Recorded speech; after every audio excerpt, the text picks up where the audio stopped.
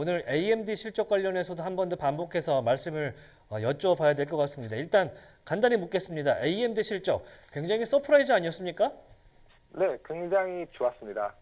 거의 대부분의 산업 분에서 특히 가장 중요하다고 할 수 있는 데이터 센터나 클라이언트 부분에서 모두 다 좋았기 때문에 이번 실적 굉장히 긍정적이라고 말씀을 드릴 수 있을 것 같습니다.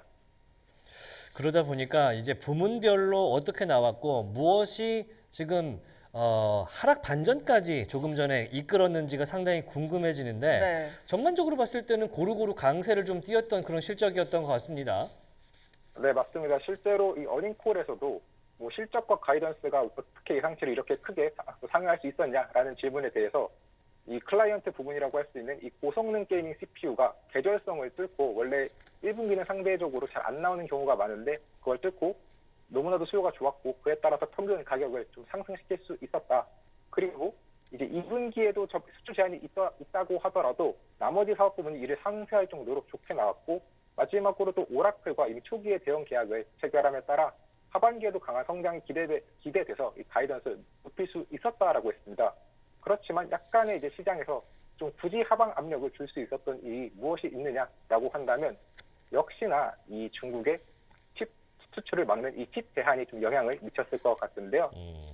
네, 이번에 이 리사수 CEO가 발표하기를 결국에 이 수출 칩 제한에 따라서 향후 매출에 있어서 약 15억 달러가 부정적으로 영향을 미칠 것이다. 즉 앞으로 있을 매출에서 15억 달러가 좀 빠질 수밖에 없다라는 발언을 했습니다. 그리고 이 15억 달러는 특히나 2분기와 3분기에 영향이 집중되고 오히려 4분기부터는 거의 영향이 없을 것이다라고 했는데요. 그러다 보니까 분명 이 향후 15억 달러와 관련된 이슈가 좀 시장에서 부정적인 영향을 미칠 수 있고 또 이미 시작이 되었던 이 칩 라이센스와 관련된 정책으로 인해서도 재고 관련 비용으로 인해 약 8억 달러 정도 이렇게 비용 측면에서 손실을 입었다라고 했습니다. 다만 그래도 전반적으로 시장에서 처음에 긍정적으로 봤던 이유는 그래도 2025년 두 자릿수 좀 강한 성장을 전망했기 때문인데요. 그렇기 때문에 이번 말씀하시는 것처럼 이 칩 제한 영향으로 인해서 AMD가 좀 하방 압력을 받았을 가능성이 있습니다. 네, 전체적으로 좋은 실적을 내줬기 때문에 시장에서 큰 기대를 했던 애프터와 오늘자 프리마켓이었는데 네. 주가는 그렇게 탄력을 받지는 못하는 그런 그러네요. 모습을 보고 있습니다. 리사수가 어닝콜에서 뭐 특별하게 했던 이야기가 있던가요? 네, 그래도 이제 리사수 CEO가 조금 더 했던 발언 중에 살펴보면은 일단 결국 시장에서 좀 이런 AI 반도체 기업에 관심이 있는 것 중 하나가 그럼 애식칩이랑 GPU 중에서 애식칩이 나중에 좀 기업들이 더 수요가 많아지면 어떠나 하는 이런 좀 의문도 이런 우려도 있었는데 그 우려에 대해서 애식칩보다는 GPU가 향후에도 수요가 더 많을 것이다라고 했습니다.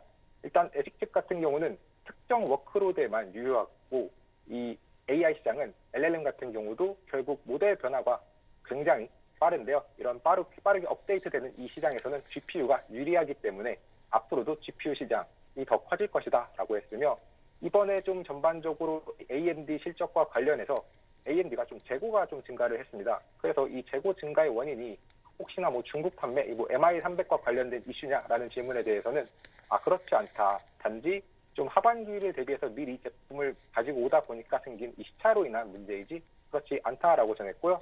그리고 결국 중국과 관련된 역풍이 2, 3분기에 집중된다고 했는데 그 2, 3분기에 집중되는 이 데이터 센터와 관련된 매출 그리고 어떤 식으로 영향을 미칠 것이냐라는 질문에 대해서는 2분기에는 좀 매출이 역성장할 수 있고 대신에 3분기에는 회복할 수 있다라고 하며 2분기 역성장 될 수 있다라는 점, 이 점도 투자하실 때 좀 주의하시면 좋을 것 같고요.